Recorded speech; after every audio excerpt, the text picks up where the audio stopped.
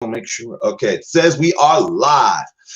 Hey, good everybody. I'm Jeff the Iron Wolf, and today, stealing that from Jeremy, Geeks and Gamers, we're going to talk about the Battle of Winterfell from the point of view of two veterans. Now, for myself, I am a United States Marine Corps veteran, 2621 Signals Intelligence. And with me today is Mr. Travis. You want to introduce yourself, what branch of the service you were in, and what your MOS was? I'm Travis. I was U.S. Army. I was a 19-kilo Abrams crewman. I served from 1989 to 1997. All right. Well, I guess I should put in when I served. I served from 2001 to 2008. So I am a Cold War veteran. Cold War / Iraqi War.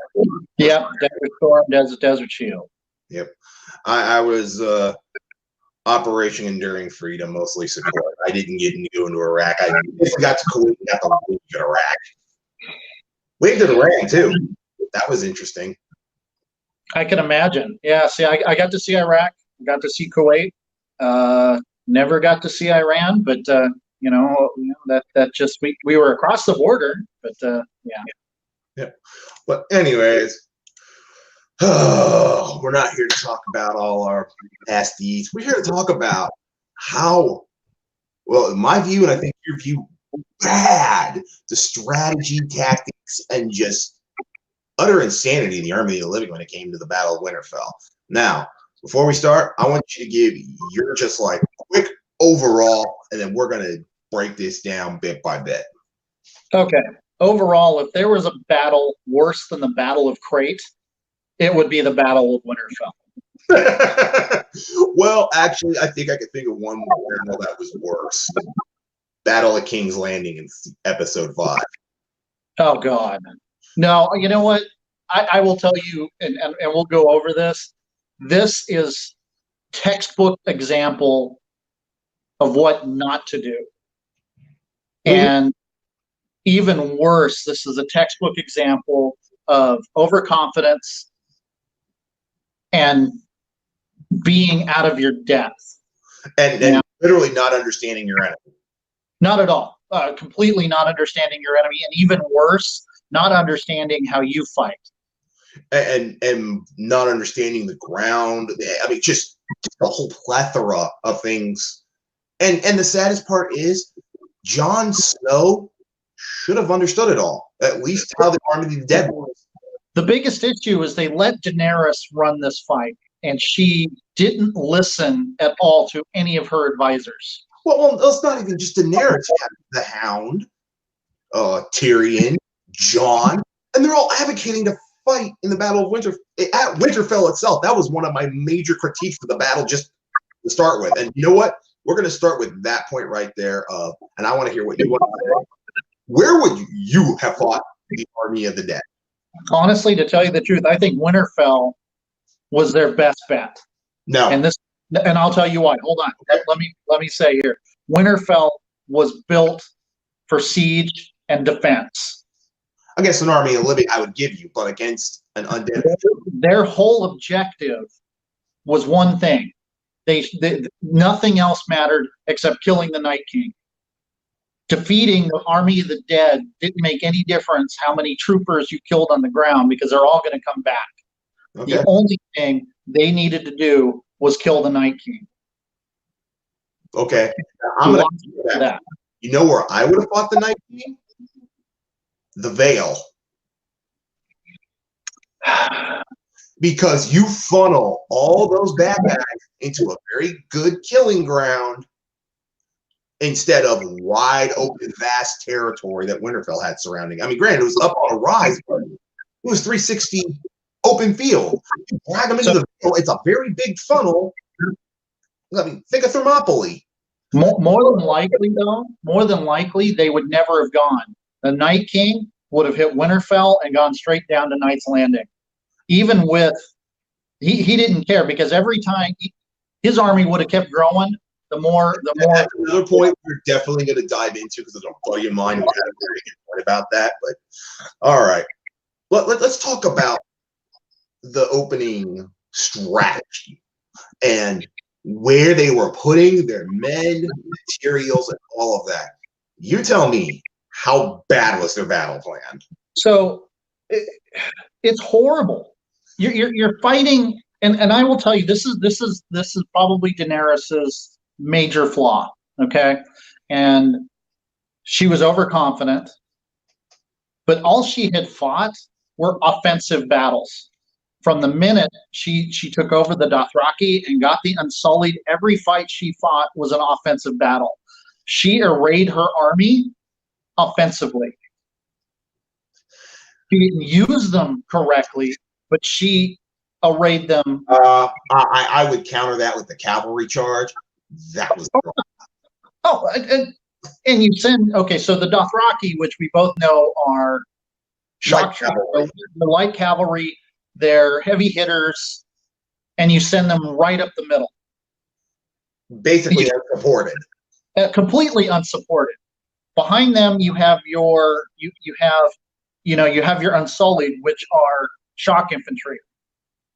You have to the sides on both flanks, you have the Northmen, who are heavy infantry.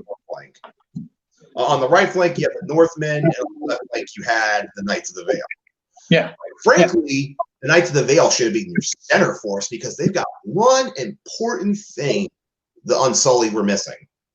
Tower shields. They can form a primary phalanx where the Army of the Dead can smash out against them all day and they ain't gonna budge. So, and then a raid between the Dothraki and the Unsullied is your artillery. You've got your catapults and your trebuchets. Yeah, and one thing that kind of bothered me about the trebuchets, how the hell did they throw that far? Oh, actually, historically, Edward the Longshanks built what's called the Warwolf, and it was supposedly able to throw 1,000-pound projectile up to a mile. Yeah, that was a big. I mean, it was crewed by 36 people. Yeah, but those tiny little trebuchets and catapults they had, it has some range. Yeah, but the tiny little trebuchets and catapults they had should not have had that range. Not a chance. But so what they should have done is why they were outside the wall to begin with. Yeah, is stupidity of the plan. Their objective, their whole idea was to hold off the Army of the Dead, use the dragons to come back and forth with the dragon fire, and whittle down those numbers. Okay, what they should have done is they should have, used. I mean, they had the one trench that was around Winterfell that had the stakes and flammable material in it. Okay, their first move, number one, Daenerys. There was no command and control. Daenerys and Jon were so far removed from the fight, no one's actually directing the fight. Honestly, why Tyrion, of all people, was not commanding. He has led a successful defense of a city. Even Jaime, who led the King's Guard, had leadership experience. There's no command and control. The people that are in charge, what should have happened is let Daenerys fly her dragons, if that's the way they want to go. Keep Jon in Winterfell. Keep your trebuchet and your mangerolls and your catapults behind the line. I would have put them. I would have put them in Godswood and put them in Godswood. Yeah, and then put out more than one trench with flammable material. What they needed to do was buy time. Like I said, the only thing they had to do was stop the Night King. So it's the walls of Winterfell. You know what I probably wouldn't have had near as big of an army. I would have dragged them into Winterfell itself and fought them room to room. Which is what ends up happening. But what you've got is you send the first move is you send your Dothraki, your shock cavalry with the only support were a few shots from the from the catapults and trebuchets that you stop firing the minute the Dothraki made contact because you don't want friendly fire. But you ended up demoralizing your troops because they just watched the entire Dothraki cavalry disappeared.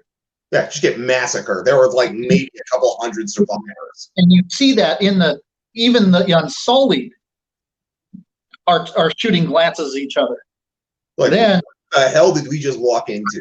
What did we just do? Now in modern warfare, what they did to me is they just took their entire light armor brigade, like strikers or for the Marine Corps LAV 25. Yeah, hit them straight in with a couple of ranging shots by your field artillery, which are out. It was the charge of the light brigade. Yeah, it was the charge of the light brigade. It was they. You never send cavalry unsupported. Cavalry it's a good for reconnaissance, shock, and heavy hitting. And but with support, it's sorry. Willie just decided to show up and say hi. Oh, yeah, that's my girl. Unsupported cavalry, especially against an opponent like the Army of the Dead, you're just sacrificing troops. So now I would have held it. This is what I would have done with the Dothraki. I would have held them way behind on the other side. Yeah, and launch the main assault and just have them running up and down the flank, mowing people down. That's what they're supposed to be doing. That's what when we saw the Dothraki take out the Lannister army, that's what the Dothraki did. Well, no, they actually did a frontal charge. The dragons led the assault first. If you're gonna lead your cavalry like that, you got 2 dragons. Send 1 dragon in to lead the assault. And this is the funny thing.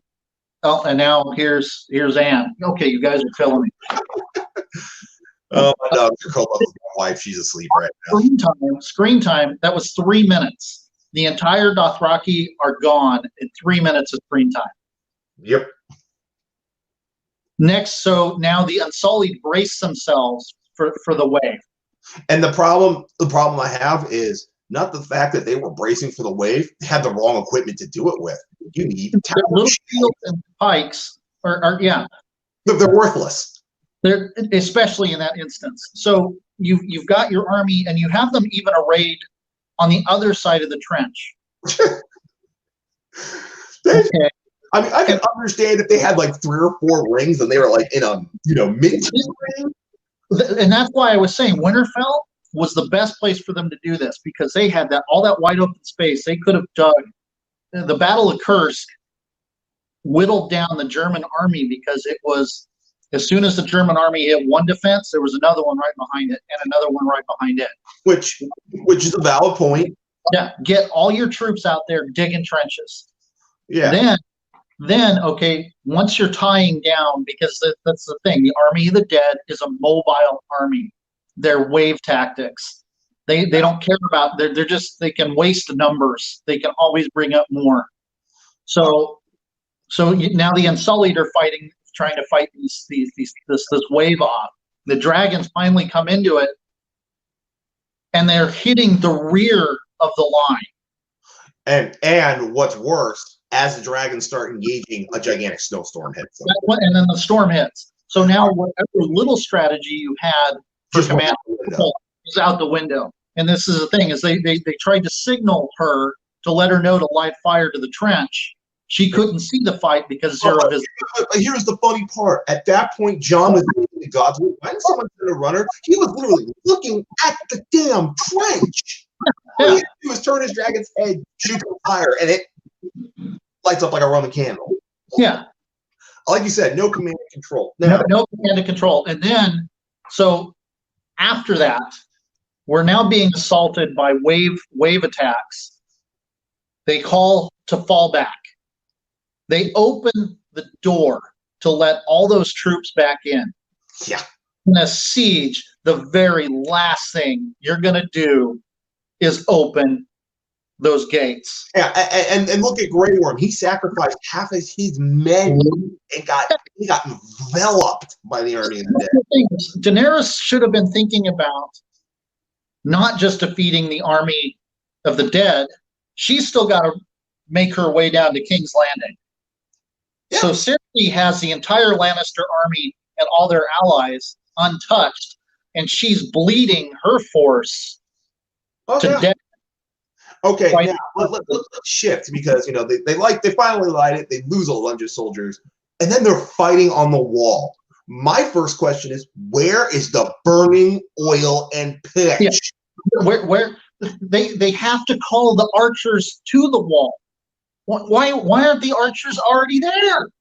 And the thing is, this would have been the perfect place to put the heavily armored Knights of the Vale along with your archers. Have them line the walls. Because we see the dragons are sweeping the back of the line instead of focusing on the front of the line to give their archers and everyone else that opportunity. Like I said, it's all about killing the Night King.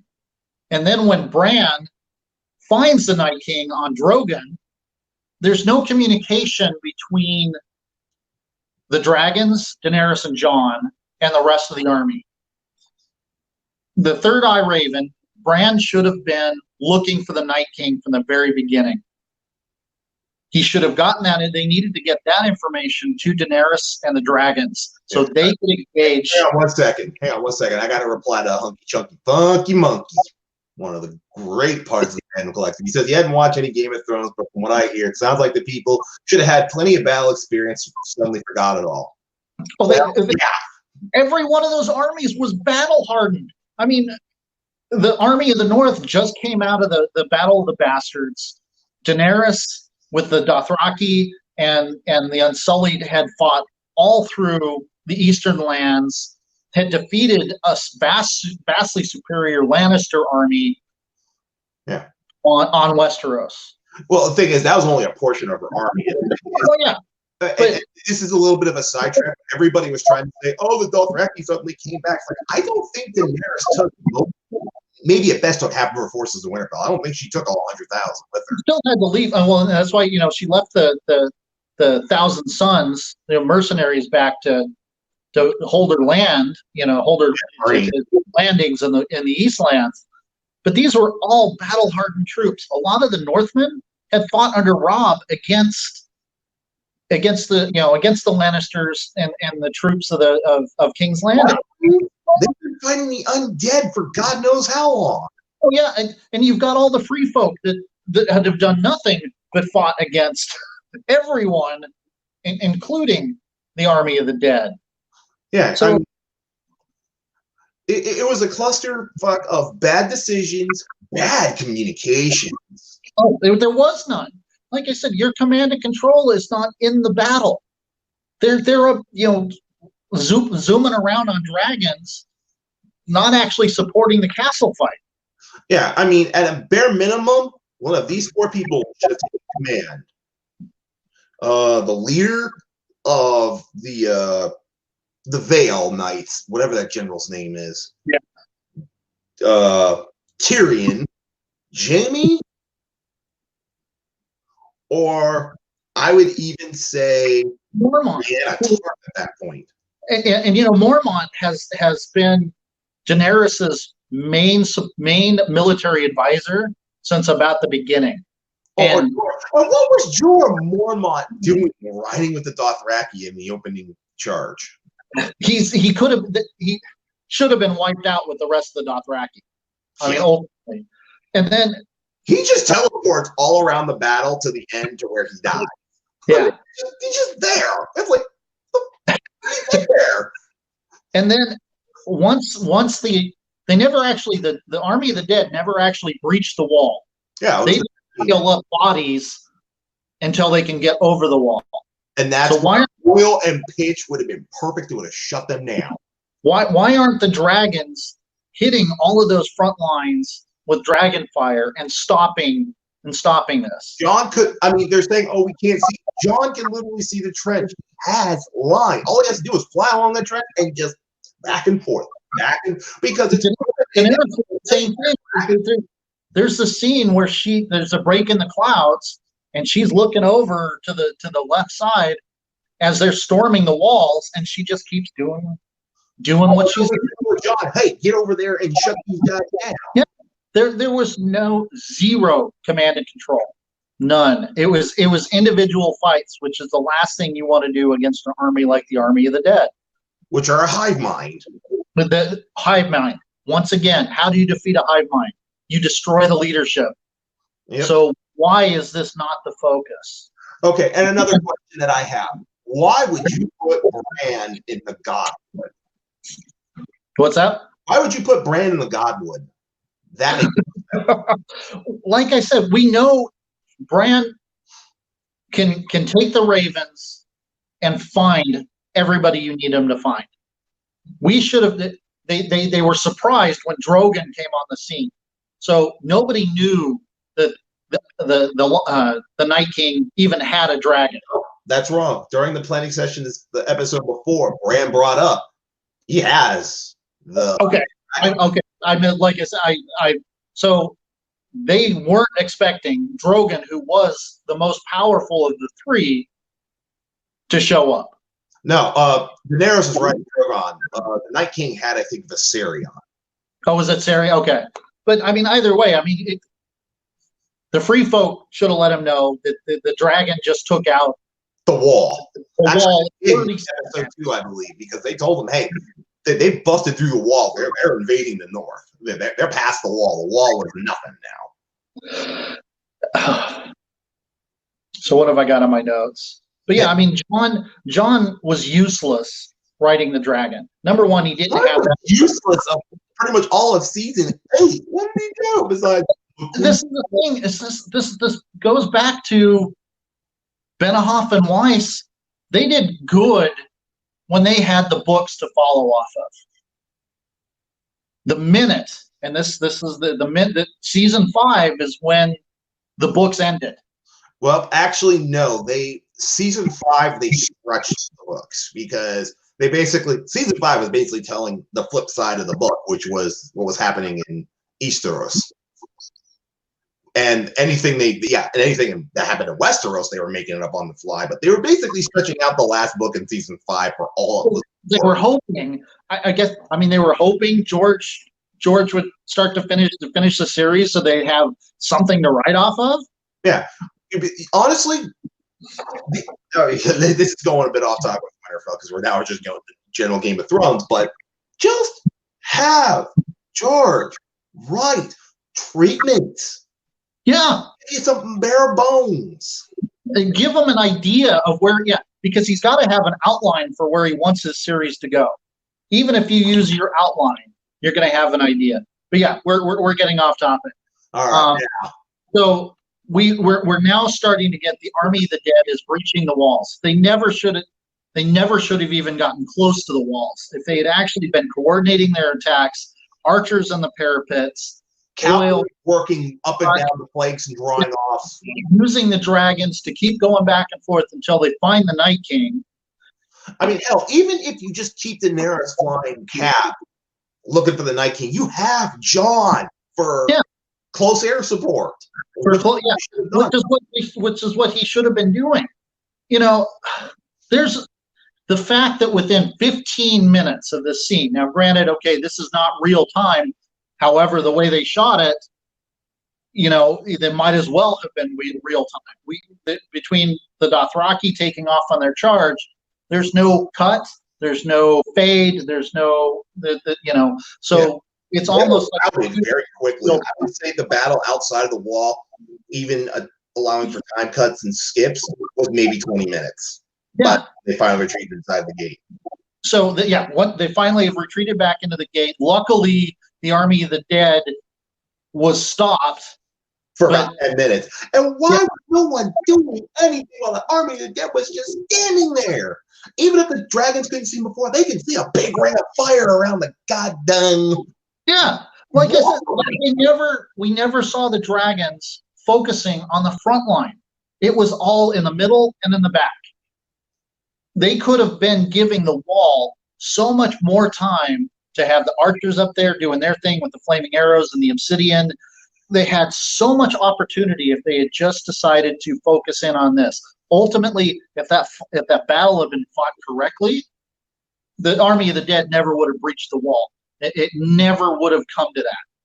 Winterfell was the one of the strongest defensible cities in all of Westeros. It was designed for one thing and one thing only, and that was it was built from the ground up to stop the Army of the Dead. To withstand a siege, because it could have stopped the living army. And Dr. coffin nails. Yeah, I agree. The 8th season did make absolutely no sense. Remember, I mean, we can talk about we can talk about the final battle, but if we want to talk about fantasy battles and an excellent juxtaposition, look at the Battle of Gondor in Return of the King. Oh, they held that city for hours, even for days. And you've got Gandalf running back everywhere. He's motivating his troops, and he's getting back everybody on the line, and he's turning people around, and they're doing what they're supposed to do. They're giving orders. Shoot the trolls! Shoot the trolls! Yeah.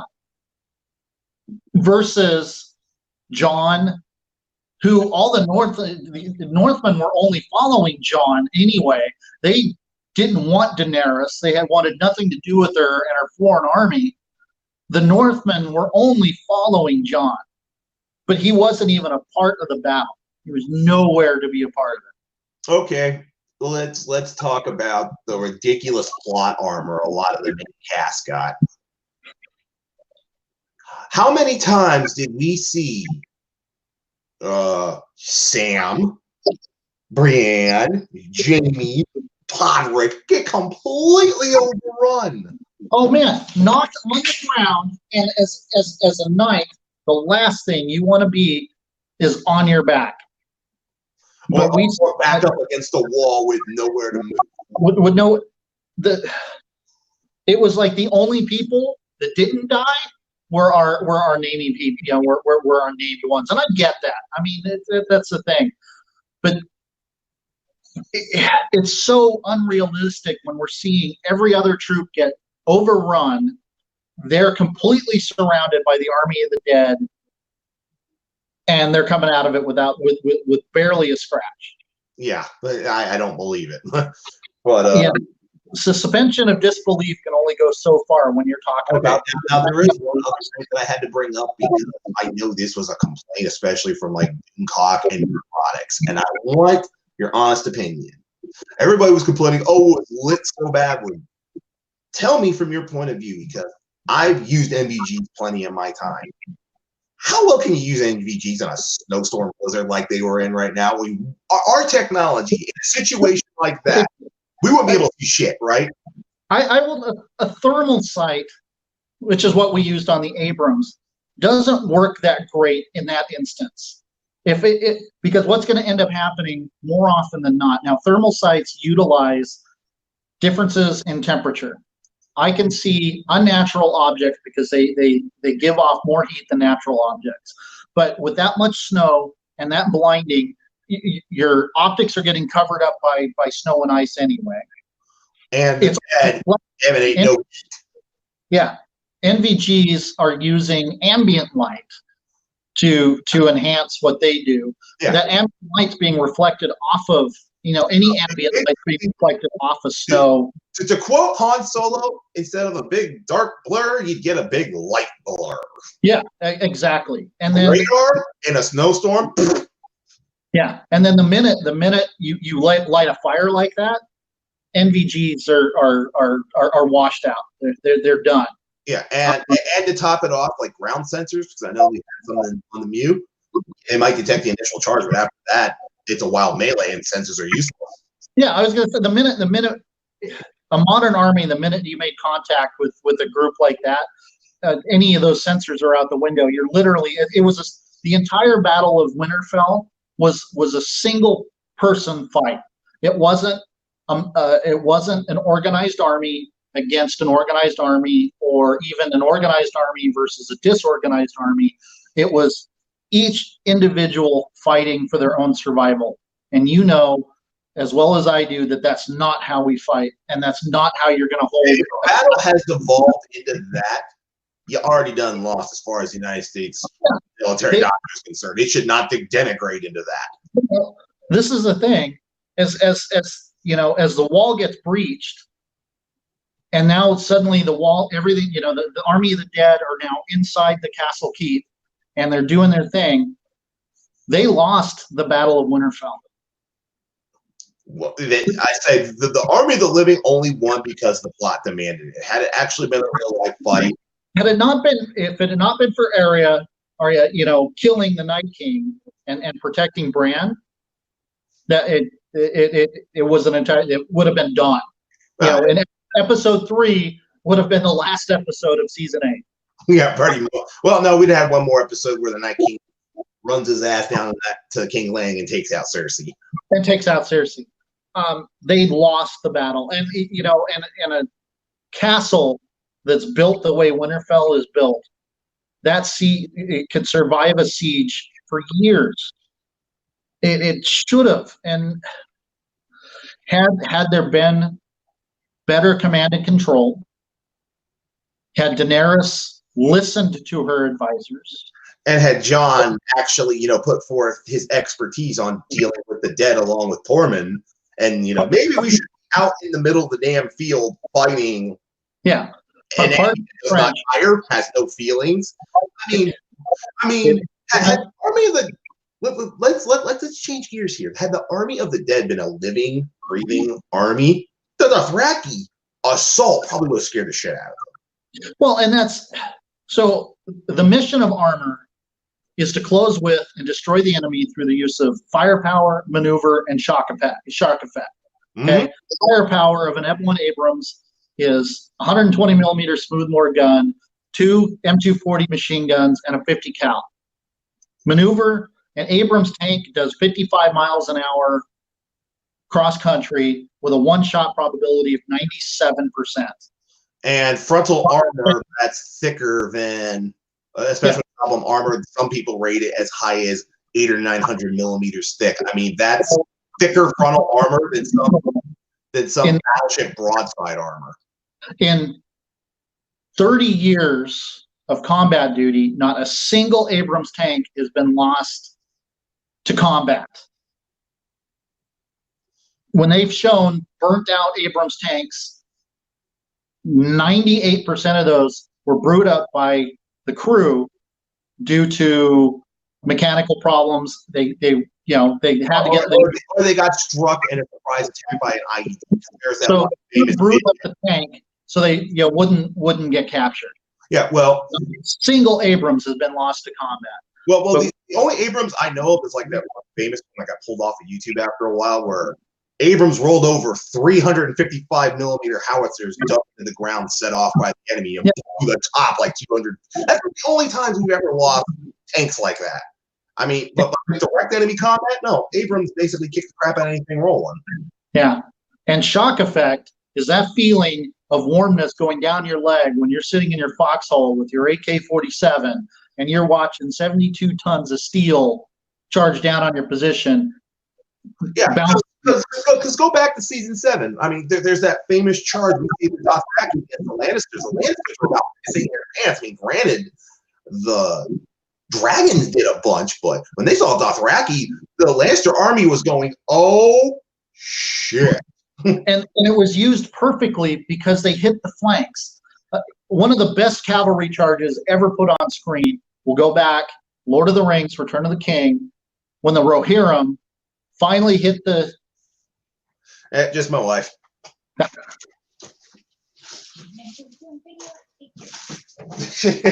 Hey, it happens. That's my wife. When the Rohirrim finally hit, they finally get there, and they're looking down at the flank of the Orc army, and they just ride in there. 3,000 riders into the flank.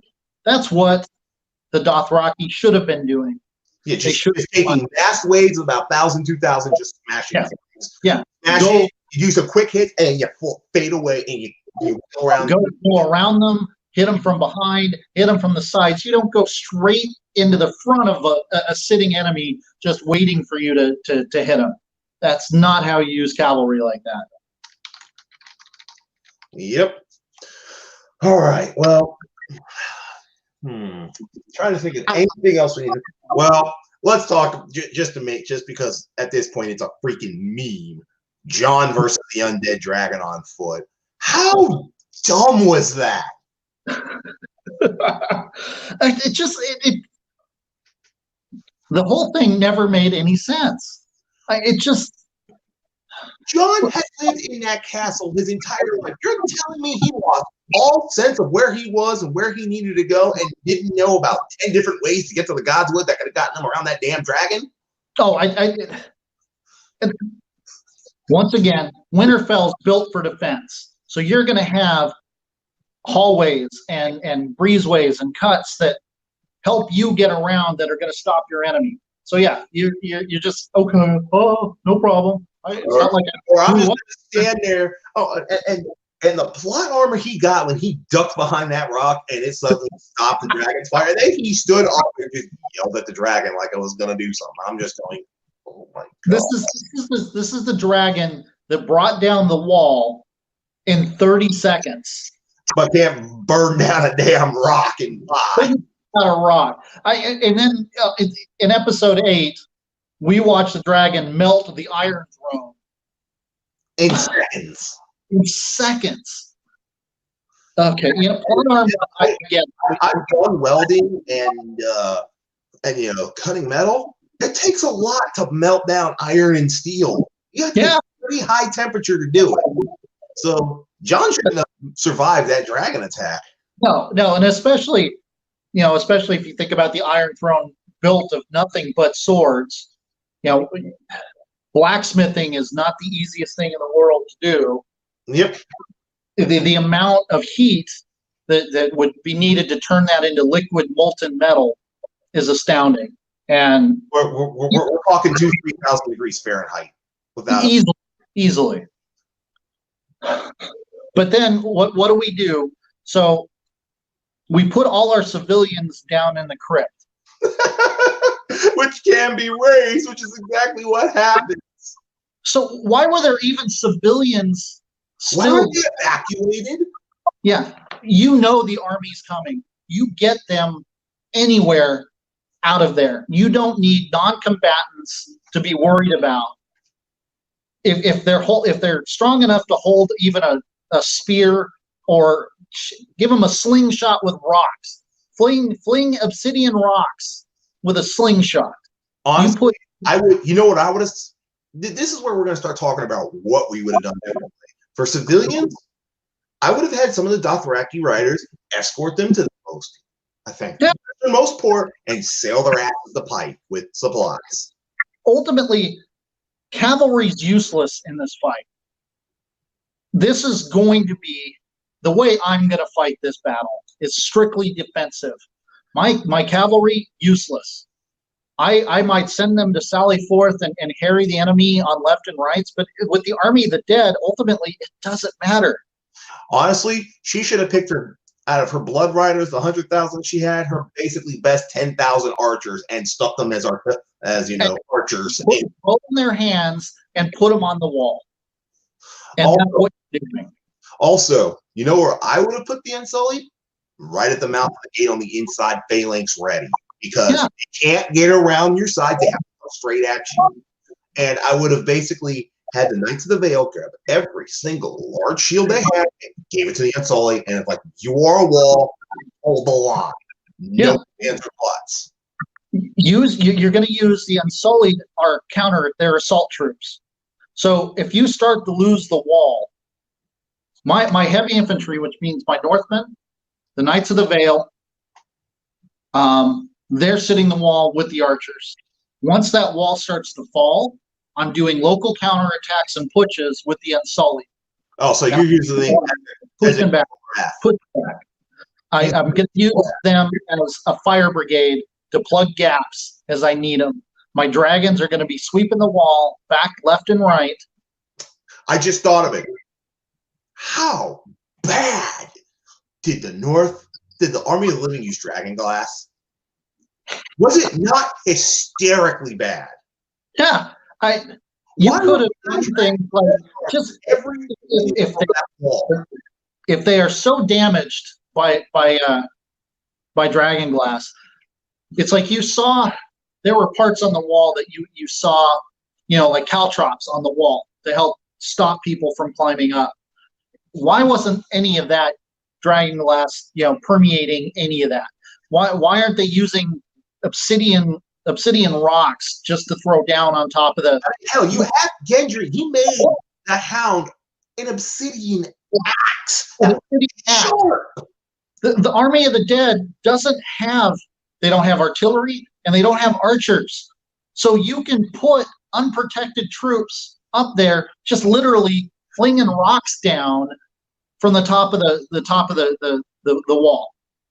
Or obsidian tips arrows. With the amount of time that they had and the amount of obsidian they had, they could have made thousands. Oh, and you don't even have to be ballistically accurate.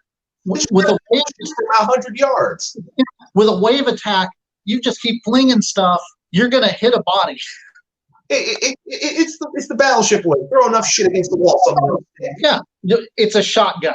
If you put enough pellets in the air, you're bringing down a bird. And that's what they should have been doing. Oh, absolutely. We're just tearing this apart like they didn't do this, they didn't do this, they didn't do this, they didn't do this, they didn't use this, where it was this. It's just like the only reason they won was plot armor. Now, I don't even think they won. I'm sorry. This was not a victory. They did not win the Battle of Winterfell. They killed the king. Basically, Arya pulled some magic up out her ass. How the hell did she get past that many undead, that many White Walkers to get that goddamn close to the Night King? Where did it come from?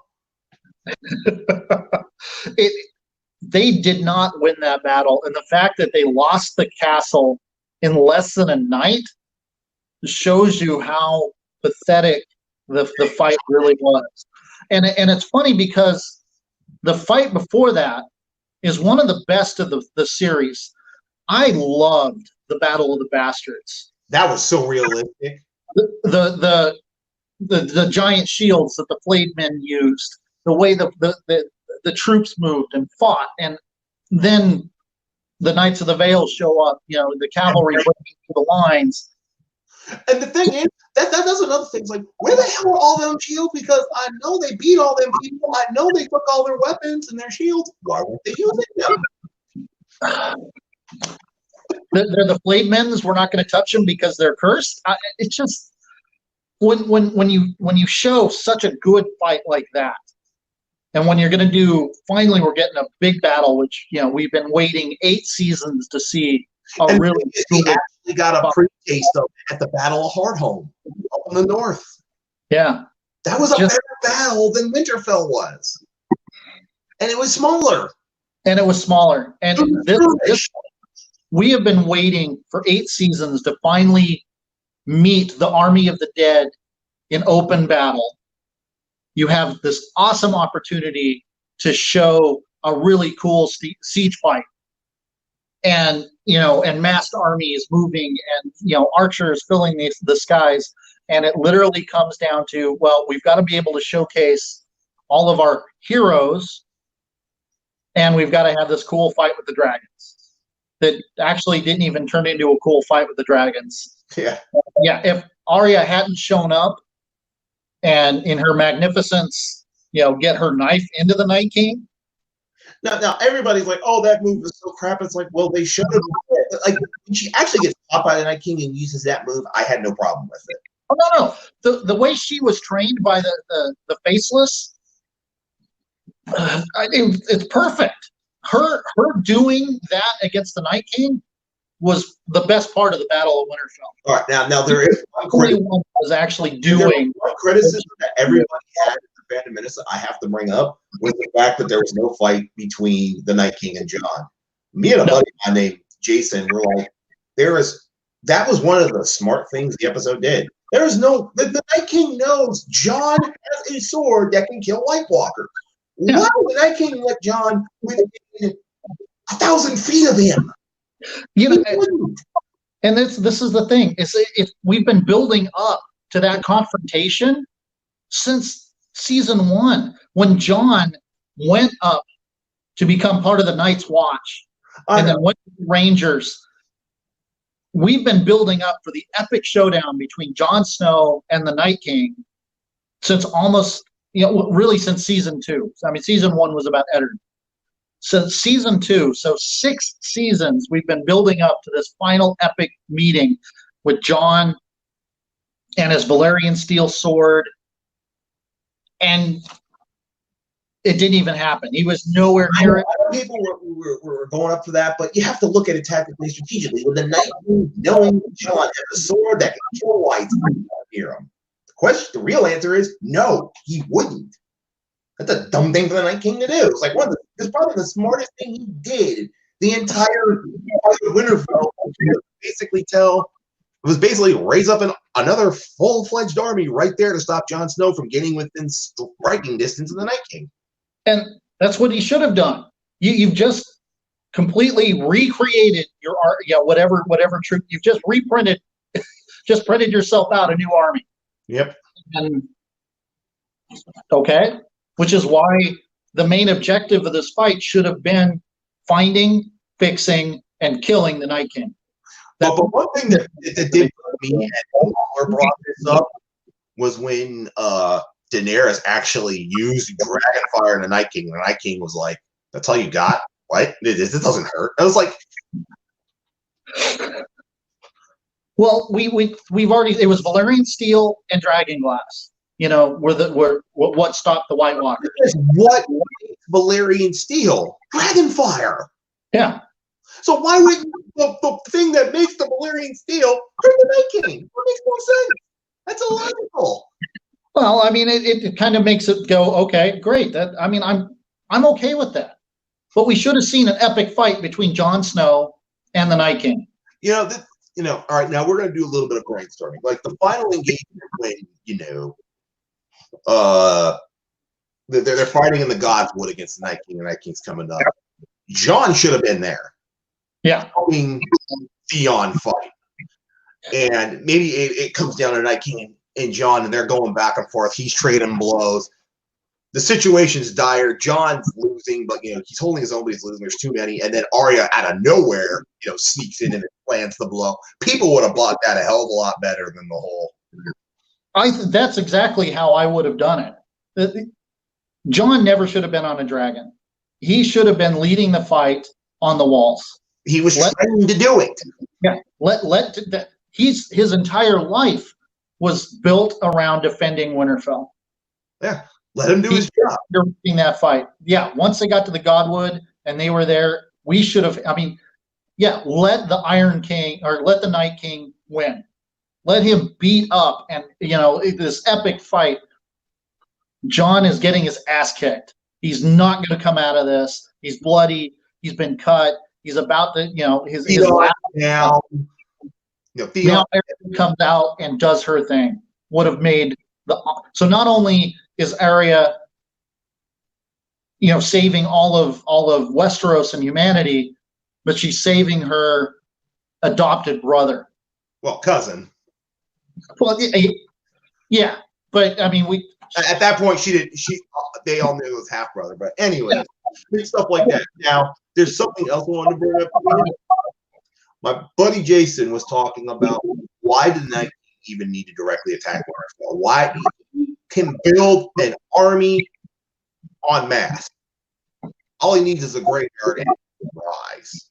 Why didn't he send like 2 or 3 white lieutenants to go bottle up Winterfell while he took the rest of the army and just kept effing off down south? Because it was never about going to King's Landing. It was about killing humanity. Well, so it's a major, a major population center here. That's where I'm going to hit this major population center, and I'm going to keep moving down until they're all dead. It was about portions of his army. Portion of his army take out Winterfell. He brings another portion. He gets to the Triton, wipes it out with a portion, keeps going. He goes down the Harrenhal. Again, sends a white with portion of his army, wipes it out, raises more. Yeah. Where I mean, it was shown that the Night King was very logical, very strategic, and it's like his brains just got ripped out of his head when he got to Winterfell. It was for the army of the dead, for the Night King, it was just about killing humanity. That's all it was. We're here to kill the living. And maybe ultimately he was overconfident and thought that, no one's going to defeat me. I've already won all these fights. But for them, for the Army of the Dead, it was just about killing the living. Wherever the living's at, we're going to be there to kill them. And the thing is, it's like they just focusing on Winterfell. It's like there's so much more living. Go start killing it. Well, I mean, we break it down. They took Winterfell in less than a night, so it wasn't like he had to lay siege to Winterfell, and he was laying siege for a year or 2 or 3. Yeah, I get that, but yeah, they took Winterfell in hours. Okay, so now let me ask you this: if in season 7 they dealt with Cersei first, like the Army of the North and Daenerys' force, instead of Cersei being the final boss, and she'd been the previous boss, and then we had the Night King, do you think we would have seen a better battle? No, I think. Okay, so for you, it didn't matter what they did the final 2 fights; it was going to be a shit show regardless. Yeah, I mean, and this is I will tell you, episode 3, season 8, Battle of Winterfell, was the episode that completely destroyed Game of Thrones for me. This is when I went, oh my God. Up to this time, Cersei has been, Cersei and Jaime threw Bran out the window in season 1. Cersei has been the big bad with the Night King in the background for 7 seasons. I really wanted to see Cersei get hers. I wanted to see the epic fight because, I was with Daenerys from season 1.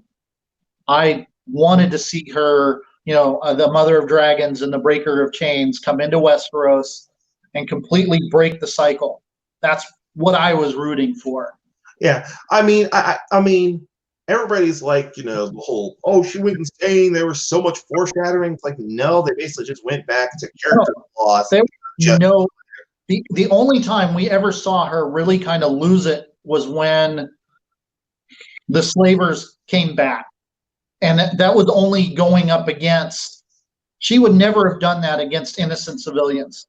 In fact, she took Marine because there were innocent civilians. She changed up her 2 dragons because they were killing innocent people. It's like the excuses that they made about, we saw this in the past. No, we didn't. She literally, at the snap of a finger, completely changed who she was. Yep. I mean, don't get me wrong. She was authoritarian. I will give them that. You try to question her will, she would crush you under heel. Or burn you with dragon fire. I mean, don't get me wrong. She played hard. She hard. She would try diplomacy when diplomacy would work. She would show you her mean streak. Yeah. But after episode 3, the season was broken. It was completely broken. Yeah, at that point, I was watching it because I have already watched 8 seasons and 3 episodes, and I want to see how this thing's going to wrap up. I wanted to see the train wreck. And that's what it was. It was like I couldn't take my eyes off the wreck. I remember I put up little 3 to 5 minute, afterthoughts after episode was coming up in season 8. Number 3, I was like, I'm so disappointed. This was bad. Episode 4, I was like, oh my God. Episode 5, I was like, oh my God, what am I watching? Episode 6, I almost took my head off my desk. I was so pissed. It's funny, the chef that I worked with at the time, we were both big Game of Thrones fans, and we were always talking about, oh my God, why we got to wait over a year for season 8? What's going to happen in season 8? And the day after episode 3 came out, we both walked into the kitchen and just kind of looked at each other and went, oh God, and just shook our heads. And it was all downhill. It was all downhill from there. I mean, when we talked about it. And I just sent him the link to that Forbes article. And he's like, "Oh God, that explains so much." Well, it doesn't show we didn't how to write a battle. I just want to know who the hell wrote the Battle of Blackwater Bay, Battle of Hardhome, Battle of the Bastards. Yeah. Who wrote that? Why weren't they there at the Battle of Winterfell? Why didn't we get the same quality of the Battle of Blackwater Bay in the Battle of Winterfell? I just, and it was the one fight that I was so looking forward to, and you lead up to it with the Battle of the Bastards.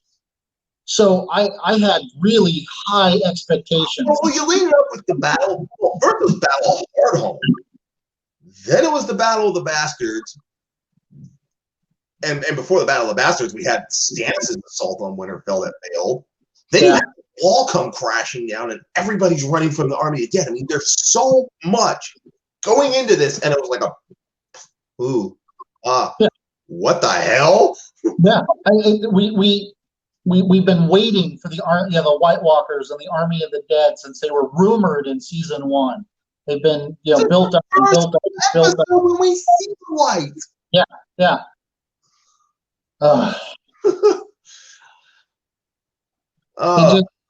And it's like I get it. Some things aren't going to live up to expectations, and there's I get that. But and then there's just giving us a battle that was just technically wrong. Fantasy, everything about that battle, from the way the Army of Living was just so wrong, it hurt my head.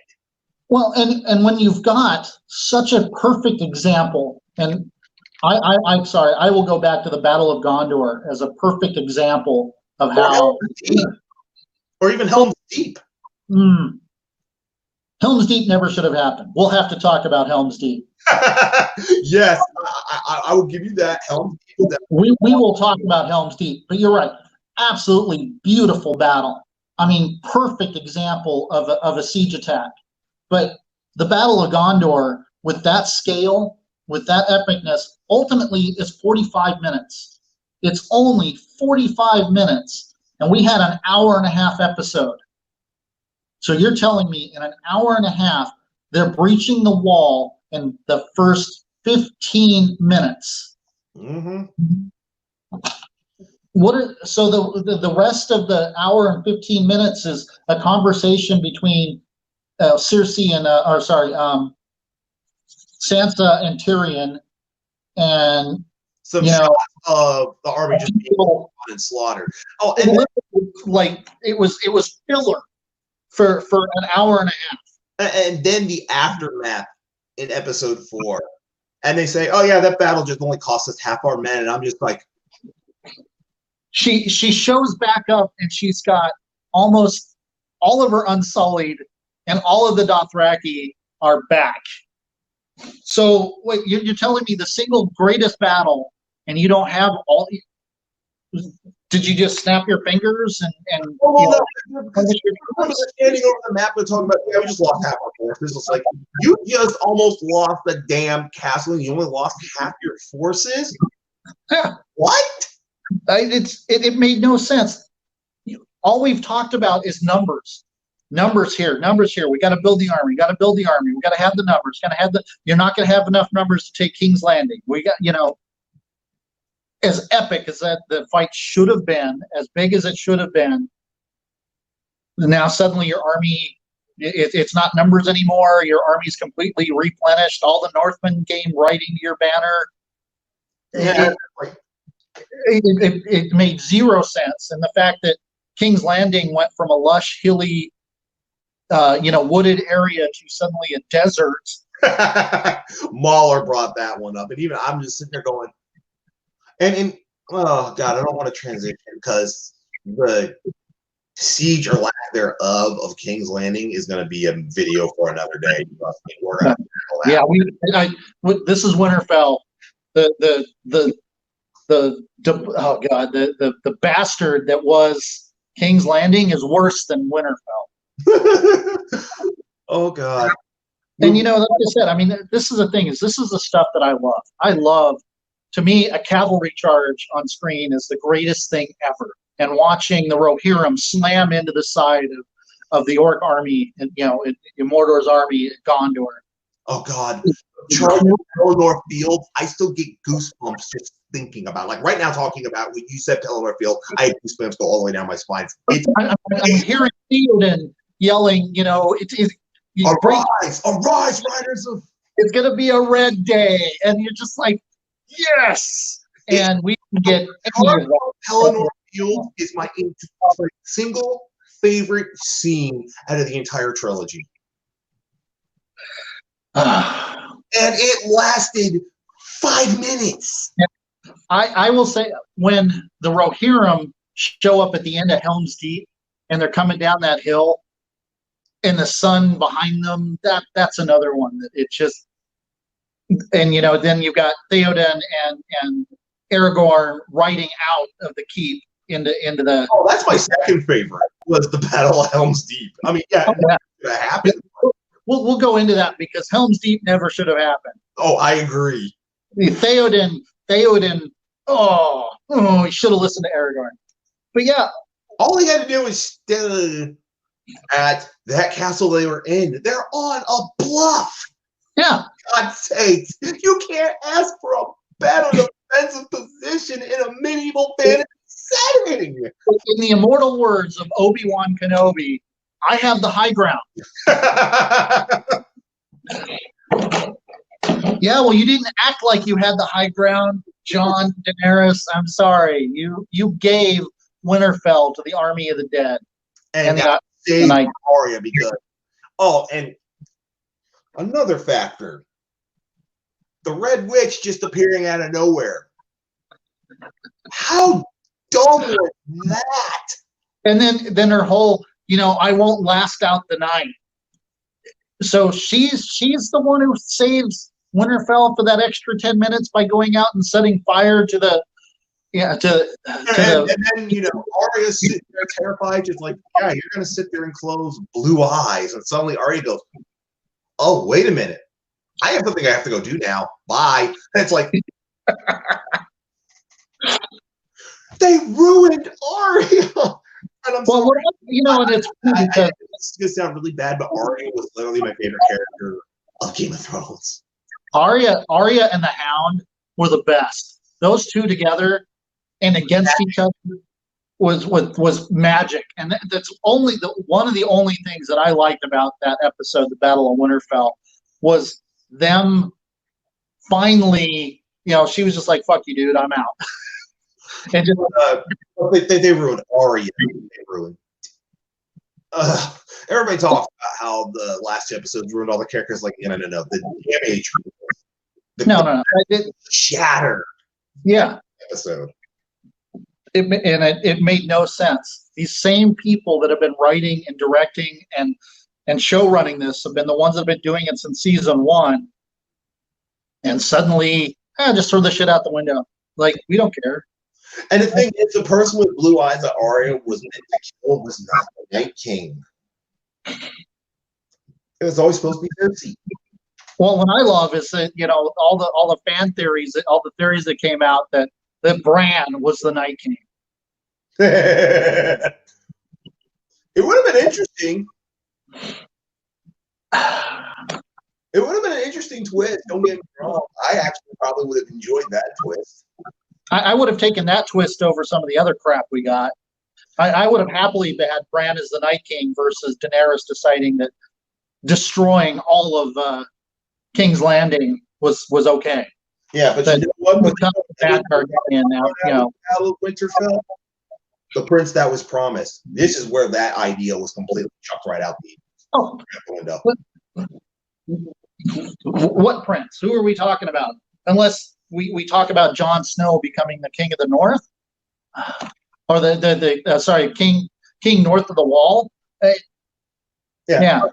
But something else that we have to talk about, and it has to do with one of my definitely top 5, probably my second or third favorite character, Tyrion Lannister, of the aftermath of Winterfell, and the secret that's he found out, and why the hell Tyrion Lannister did nothing with it. It's like season 7. It's like he got his brains removed. He's He's been one of the best players of the game since his introduction. Oh God, yes.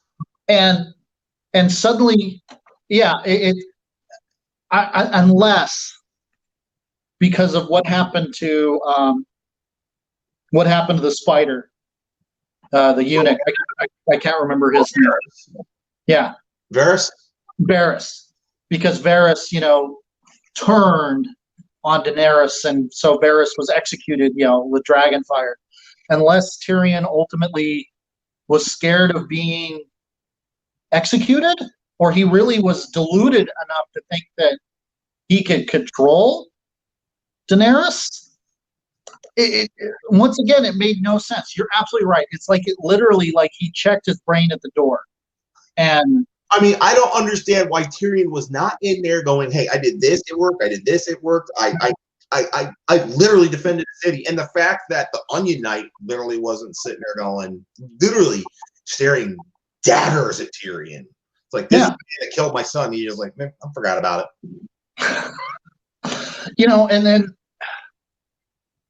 And then of course Jamie and Brienne. Really? Dude, you're gonna leave Brienne because of your incestuous love for your crazy ass sister? I got this from Christy. Tyrion had his tongue ripped out, in my opinion. He pretty much did.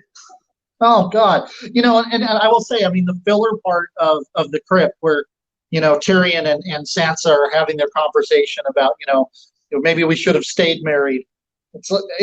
I mean, it was nice to see that part of it, but they should have. The problem is that we had the first two episodes, which was basically nothing but filler, right into this battle, where a lot of these things, like Tyrion consoling with Sansa, should have been taken care of. Yeah. Almost 2.5 hours. Yeah. All this up before we got into the fight. But we're going to stop in the middle of the fight because we've already breached the wall. So we'll stop in the middle of the fight so we can have this lovey conversation, and let's drink some more wine. In the middle of the crypt being raised. And I guess the North don't really remember now, do they?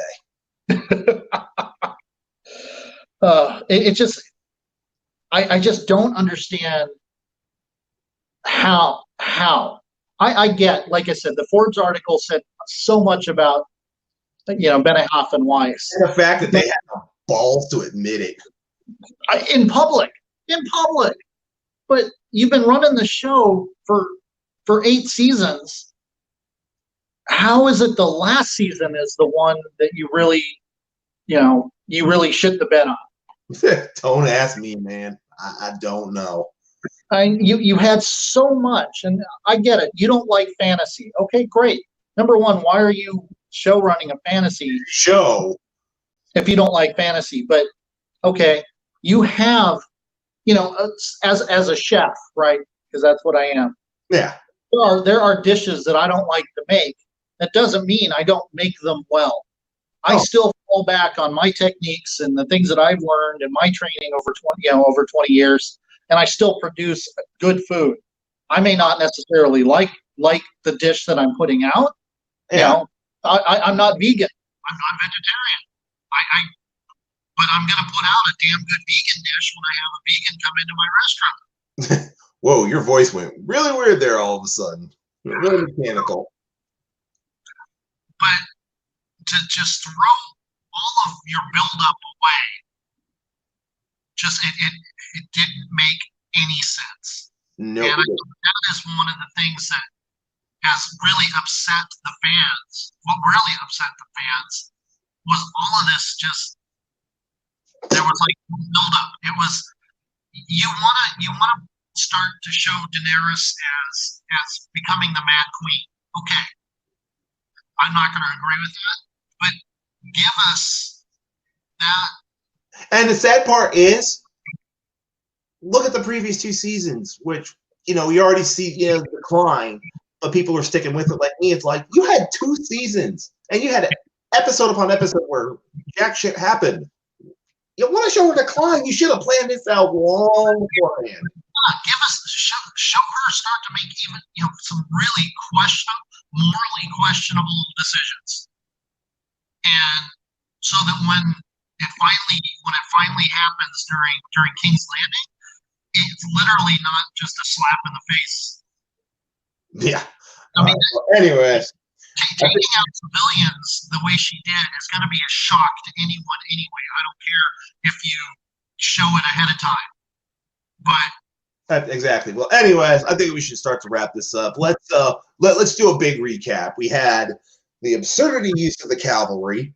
We had the fact that the battle didn't even last very long. The army of the living lost, and because of Deus Ex Machina and plot, they've lived.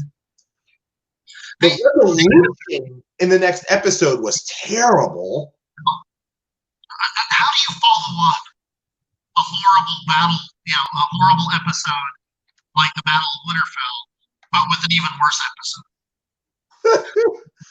But anyways, plug one more time for us, because I'm gonna wrap this up because we'll be going 1 hour and 10 minutes. And all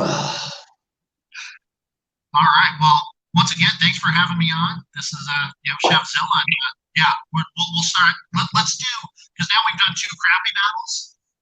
We need to do some good ones. You know what? Since I did the last 2, next battle's on you. You pick it. We'll talk about it. Dude, Lord of the Rings, man. Let's do. We'll do the big one. We'll do the Battle of Gondor. But yeah, we need to do Helm's Deep, because my theory on Helm's Deep, it's the battle that never should have happened. So it's the battle that never should have happened, but in the end, it was one of the best battles. But this is crazy. And it lends into the final attack of the Ents, which is just the coolest thing ever. Yep. Anyway, everybody check this video out. Hit the like, hit the down like. It always helps the channel. It helps me grow. It helps things, because I got a small channel, but you know what? We can still get on the internet and talk. I hope you all like Christy and everybody else who talked in the chat. I'm sorry I didn't get to all of you guys, but I love your comments. Thank you for commenting. It's great interaction. We hope to do this more often, get some more people in here, get some real interactions going. But anyways, Chef Zilla, thank you. And as your host, I'm Jeff the Iron Wolf. We'll see you next time. Y'all have a great day.